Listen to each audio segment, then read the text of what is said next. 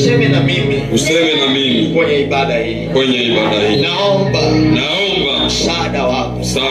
Naomba kibali chako. Sema na moyo wangu. Sema na maisha yangu. Roho yoyote iliyotumwa kinyume changu mahali hapa natangaza haitafanikiwa. Roho Mtakatifu, chukua nafasi. Katika jina la Yesu nimeomba na kuamini. Amen. Anasema nami nayajua matendo yako. Kwa hiyo kila mmoja wetu matendo yake anayofanya yanajulikana na nani? Mungu. Achana na wanadamu wanasemaje. Inawezekana wanadamu wasikujue vizuri. Kuna mambo unaweza kuyafanya kwa wanadamu yakawa makosa, lakini kwa Mungu yakawa ni mema. Amina. Amen.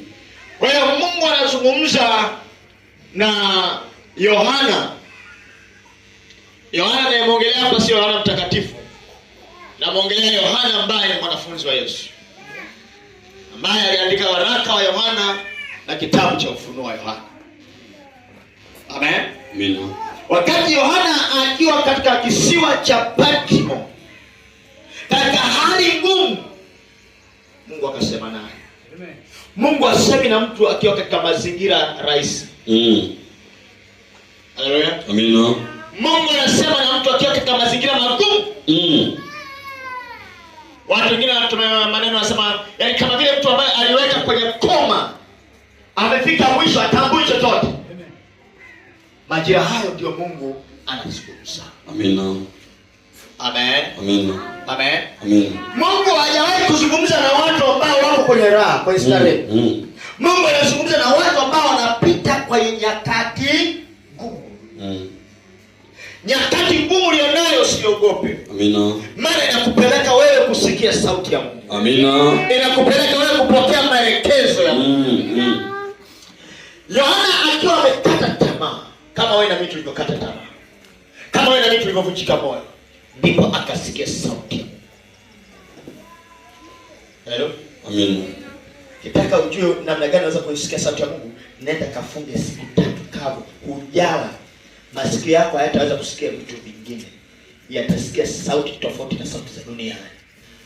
Na hiyo ukiwa umekula, umeshiba, umevimbiwa, masikio haya yanasikia sauti za duniani tu. Kwa sababu chakula asili yake ni duniani. Kwa hata masauti yale yanakuja masauti ya chakula. Sema amen.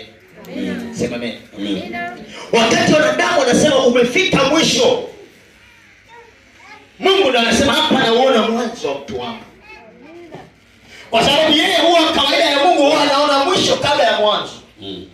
Kwa hiyo anajua tayari mwisho huyu mama ni pale, lakini mwanzo wake ataanzia hapa. Amen. Wanadamu wanaanza kauona mwanzo wako, lakini wakati wewe unaona mwanzo, Mungu anaona mwisho. Wakati wewe unaona mwisho, Mungu anaona mwanzo. Amina. Mungu hafuatani na wanadamu namna ya kuona.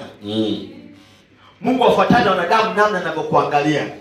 Wakati wanadamu wanaanza kukuona mwanzo wako, yeye anakimbilia mwisho. Wakati wanadamu wakifika mwisho, yeye anakuja mwanzo kwanza. Ndio maana kuna watu walisema tuone utaenda wapi.